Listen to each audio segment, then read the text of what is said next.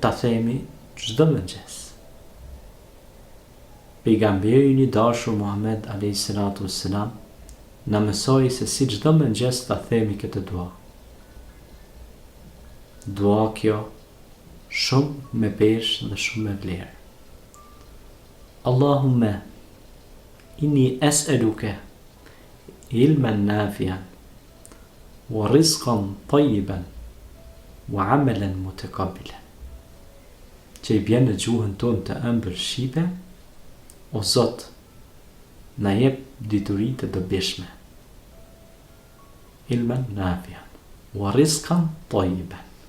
Dhe furnizim të begatshëm, të bereqetshëm, të mirë. Wa amalan mutakabbilan. Dhe vepra të pranuara tek ti, pra tek krijuesi ynë, tek Allahu xhaleshanu.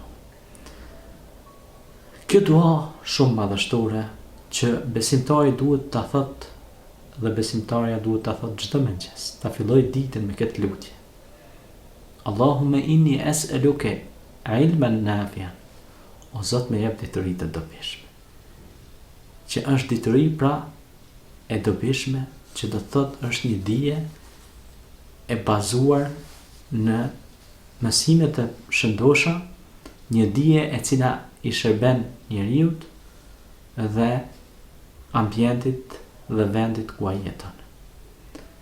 Një dije që pra nuk është dije e pa bazë dhe pa themel, po është një dije që shërben për shërimin, për përmirësimin e gjendjes ku ne jetojmë dhe ku ne frymojmë. Ilmen nafian, pra dituri e dobishme.